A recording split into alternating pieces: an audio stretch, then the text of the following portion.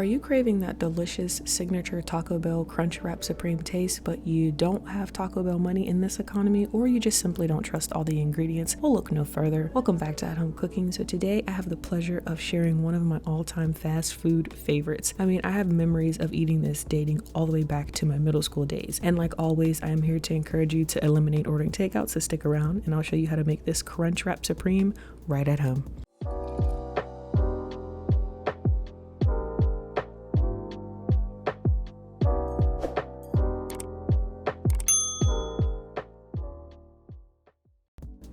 Hello, welcome back to our channel, and I have a special guest with me today who has been eager to join me on one of these. Our oldest daughter, we call her May, or Mahogany. Over medium-high heat, we are going to set up a saucepan. While that comes to temp, she requested to play slide. She knows we don't play in the kitchen, but that pot took a second, so that's what we did. To our pot, add in 16 ounces of Velveeta with a splash of milk and a 10-ounce can of mild spicy Rotel. Stir that consistently until it all melts together. If you don't like Velveeta, you can choose another cheese sauce. Once that's melted, remove and set it to the side. Go ahead and whip out another pan and make sure it's wide and has nice tall sides, and then add in about 2 tablespoons of a high smoke point oil. We like using avocado over here. And then transfer 2 pounds of ground beef, if you have a big family like mine, to your hot pan and begin to break that down and chop that up until your meat becomes brown. You want to go ahead and cook that for about 8 to 10 minutes. Here I'm just showing her to make sure she gets all the meat stirred up on the sides, no pink. Okay, you want to go ahead and strain off any excess grease and then set that to the side. To our pan, again, we're going to add in about 1 tablespoon of oil and a half of a diced onion. Saute that until it is nice and soft, and then we will go back in with our ground beef and mix in our beef with our onions. All specific ingredients and measurements will be listed in the description box below, so if you need that and are following along, please make sure you go ahead and check that out. To our meat and onions, add in 2 tablespoons of tomato paste, working that in with your spatula spoon until everything is mixed together, and cook that for 1 to 2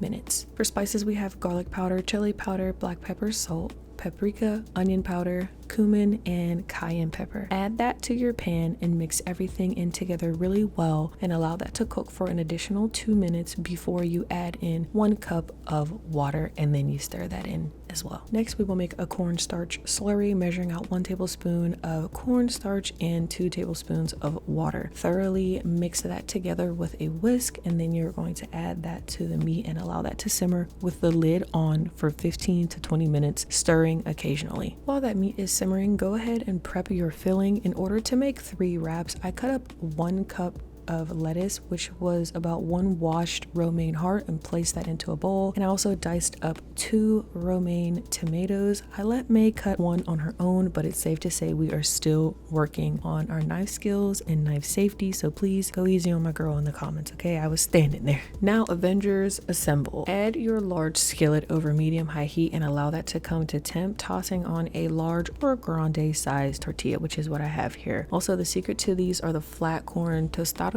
I hope I said that right. While that's warming up, I like to tear one of the tortillas up into like 4 semi-equal parts. You'll see why in a moment. It's my secret to closing these puppies up. Remove your tortilla from the heat, and now it is just basic layering from this point on. Go ahead first with your cheese sauce that you made or either bought. Spread that over the center, making a circle. Next, you're going to add on your meat mixture or whatever meat you decide to use. One of your tostadas is placed right in the center, and we did snack on one of these. It's like an unflavored Dorito. And then add a dollop of sour cream or more on the top of that tostadas. Then add some shredded sharp cheddar cheese and a handful of lettuce, maybe 2 depending on your preference, and then finally toss on a few of those diced tomatoes. Next, you want to take one of those or pieces of the tortillas I told you about and place it over the top. This will help everything from spilling out of the center once it's in the pan. Go ahead and fold up, close up your tortilla. Now your pan should still be nice and hot. Go ahead and add in 1 tablespoon of oil to your pan and gently place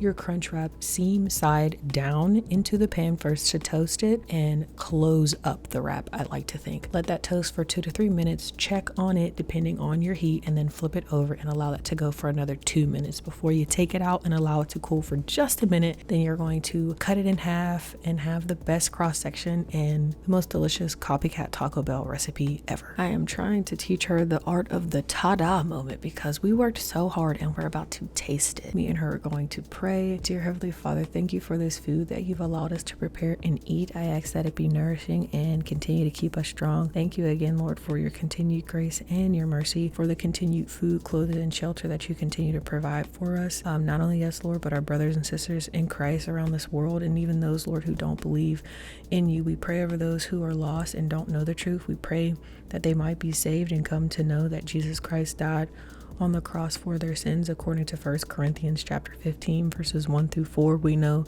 that the wages of sin is death, but the gift of God is eternal life through Jesus Christ our Lord. And we just pray and ask that those who are not saved, Lord, as the time draws near, might get saved. In the name of our Lord and Savior Jesus Christ we pray, amen. It was an honor to let her get the first one. We toasted like we always do, and she absolutely agreed with me that this tastes like the real Crunchwrap Supreme. Like, we nailed this, okay, and have been doing it for a while. This is sort of a full circle moment for me. I remember as a kid, my mom and I would go school shopping or just shopping at the mall in general, and then we would treat ourselves afterwards to a little Crunchwrap Supreme at Taco Bell. And now I get to make it with my oldest girl, and it's just absolutely amazing. I'm happy that I've learned this recipe for my family, so even if we can't get to Taco Bell or we don't want to go to Taco Bell, we still have the opportunity to have Taco Bell right here at home. We don't have to compromise and not eat our Taco Bell favorites. If you enjoyed this video, please subscribe if you have not. If you like this video and want to help this channel grow, all you need to do is click the like button below. Thank you so much for watching. Join us again for more fun and easy recipes. Until next time.